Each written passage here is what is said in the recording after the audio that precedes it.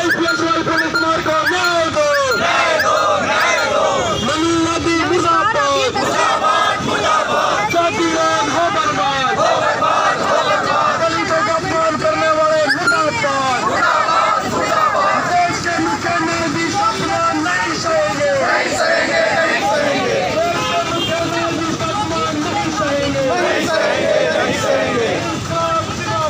जिंदाबाद जिंदाबाद इंकलाब जिंदाबाद, जिंदाबाद जिंदाबाद न्याय दो न्याय दो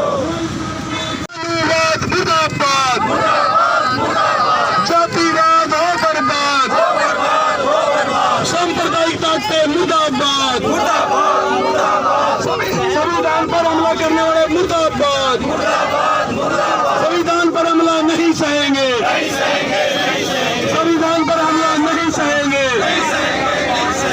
प्रवीण कुमार को इंसाफ दो। सांप्रदायिक ताकतें मुर्दाबाद, हिटलरशाही नहीं चलेगी, तानाशाही नहीं चलेगी। दो की टक्कर में भाई प्रवीण कुमार को इंसाफ दो। आईपीएस वाई प्रवीण कुमार को न्याय दो। इंकलाब जिंदाबाद, देश के मुख्य न्यायाधीश का अपमान नहीं सहेंगे, देश के मुख्य न्यायाधीश के ऊपर हमला करने वाला मुर्दाबाद, देश का भाईचारा खराब कर। इंकलाब जिंदाबाद, आईपीएस वाई प्रवीण कुमार को इंसाफ दो। आईपीएस वाई प्रवीण कुमार को न्याय दो। दलितों पर हमले नहीं चलेंगे, दलितों पर हमले करवाने वाली सरकार मुर्दाबाद, जातिवाद का जहर करवाने वाली सरकार मुर्दाबाद, जातिवाद मुर्दाबाद, जातिवाद हो बर्बाद, सांप्रदायिक ताकतें मुर्दाबाद, देश का भाईचारा खराब कराने वाले सांप्रदायिक ताकतें मुर्दाबाद। जोर जुल्म की टक्कर में मनुवाद मुर्दाबाद, संविधान पर हमला नहीं चलेगा। क्या नाम सर आपका? मेरा नाम जर्नैल सिंह सांगवान। सागवान साहब, आज ये प्रदर्शन किया जा रहा है, किस मामले को लेकर प्रदर्शन किया जा रहा है और इस मामले में क्या मांग है आपकी? जन संगठन मंच की मीटिंग हुई थी और उसमें हमने निर्णय लिया कि जो हालात देश में बने हुए हैं, जिस प्रकार से जातिवाद को बढ़ावा दिया जा रहा, निम्न जातियों के ऊपर हमला किया जा रहा है, उनके अधिकारियों को प्रताड़ित किया जा रहा है और पूरे जो देश में भाईचारे का माहौल बिगाड़ा जा रहा है, नफरत की आंधी चलाई जा रही है, उसको लेकर जो वर्तमान में जो घटनाएं घटी हैं, पहली घटना तो यही है कि हमारे जो मुख्य न्यायाधीश हैं उसके ऊपर जूता फेंका गया और जूता फेंकने वाला अपने आप को कहता है कि मैं सनातनी हूँ। ये कभी हमारे देश का प्रथा नहीं रही और न देश का ये इस प्रकार का चल रहा है। और दूसरी बात ये, हमारे हरियाणा के एडीजीपी वाई प्रवीण कुमार जी को जिस प्रकार से सुसाइड करना पड़ा, मैं इसको सुसाइड नहीं, मैं इसको संस्थागत हत्या कहता हूँ, क्योंकि उससे पहले उन्होंने 9 पेज का जो लेटर लिखा, उस लेटर में सारी बातें उन्होंने लिखी है। और कोई इंसान कोई भी हो और इस उच्च पद पर बैठा, जो 9 पेज उसने लिखे हैं वो बिना उसके होशो हवास के नहीं लिख सकते। और उसमें जो उन्होंने वर्णन किया, उस वर्णन से ऐसा लगता है कि अब उसने ऐसा महसूस किया कि भाई अब मैं कैसे जीऊँगा।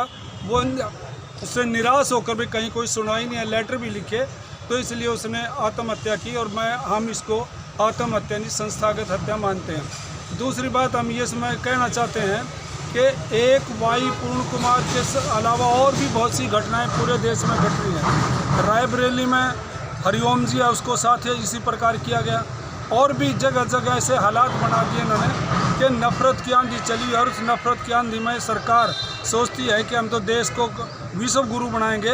विश्व गुरु नहीं बल्कि ये नफरत गुरु बना दिया है देश में। हम मांग करते हैं वाई प्रवीण कुमार ने जो आरोप लगाए हैं, सबसे पहले जिनके ऊपर आरोप लगाया उनको वहाँ से हटाया जाए और उसके बाद उसकी न्यायिक जांच, मतलब जस्टिस के द्वारा न्यायिक जांच होनी चाहिए ताकि दूध का दूध पानी हो। क्योंकि हमें यकीन नहीं है सरकार के ऊपर।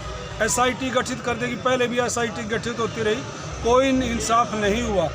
तो इसी प्रकार ये जो दूसरा जो जज कांड है, जज के ऊपर जूता फेंका गया, ये केवल जज के ऊपर नहीं बल्कि वो चीफ जस्टिस 142 करोड़ देश के लोगों के वो जज थे, उनके ऊपर जूता 142 करोड़ लोगों के ऊपर जो जूता है। और ये मैं कहूँगा हमला है, हम इसको बर्दाश्त नहीं करेंगे।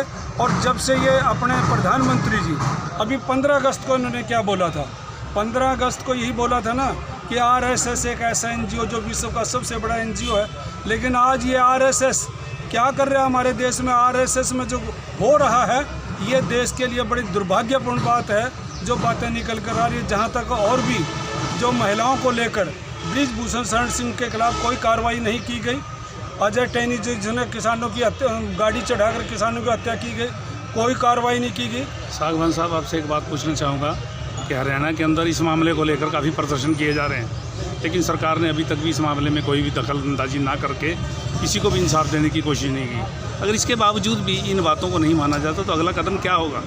2014 से जब से यह सरकार आई है, इस सरकार ने अपना मुंह बंद रखा। ये जो घटनाएं घट रही हैं, चाहे बम ब्लास्ट हो रहा है, चाहे कुछ भी हो रहा है, मुंह बंद रखते हैं और ये कोई कार्रवाई नहीं करते। और हमें यकीन नहीं है कि सरकार कोई कार्रवाई करेगी, क्योंकि जब पिछला आचरण है इनका, मणिपुर का देख लो, किसानों के बारे में देख लो, कहीं इन्होंने कोई कार्रवाई नहीं करी। तो इसमें भी हमें ऐसा लगता है कि सरकार कार्रवाई नहीं करेगी। और जिस प्रकार से जन आंदोलन उभर रहे हैं पूरे देश में, ये जो जातीय भार को लेकर, जातीय उत्पीड़न को लेकर जो लोगों के बीच में आक्रोश है, जगह जगह ये सब गुस्से मतलब आक्रोश उभर रहा है, इनसे हमें उम्मीद नहीं, लेकिन जनता इंसाफ करवाएगी। क्या आप मानते हैं कि भाई पूर्ण कुमार को इंसाफ मिलेगा या उसकी पत्नी को इंसाफ मिलेगा? सरकार की तरफ से हमें लगता है नहीं मिलेगा, क्योंकि केंद्र सरकार और ये जो राज्य सरकार है, ये जो डबल इंजन की सरकार, ये इंसाफ देने के लिए नहीं है बल्कि इंसाफ को छीनने के लिए है। ये जनता इंसाफ लेके रहेगी और जनता अब समझ चुकी है कि ये धर्म का आवरण ओढ़ कर हमारा बेवकूफ़ बना रहे हैं। हमारे बेरोज़गारी बढ़ रही है, महंगाई बढ़ रही है, भ्रष्टाचार बढ़ रहा है, ये बलात्कार की घटनाएं रोज़ की रोज़ हो रही हैं। सरकार को क्या संदेश देना चाहेंगे आप? सरकार को हम ये कहना चाहते हैं, या तो समय रहते चेत जाएं, जो मांग कर रहे हैं जन भावना को समझें। यह अपराधीकरण नहीं चलेगा, जो अपराधी हैं उनको सज़ा मिलनी चाहिए। यदि नहीं देगी तो जनता फिर इनसे मतलब छुटकारा ही पाएगी। एक ही हो सकता है, या तो इंसाफ दो, नहीं तो फिर छुट्टी करो, जनता सड़कों पर आएगी। धन्यवाद।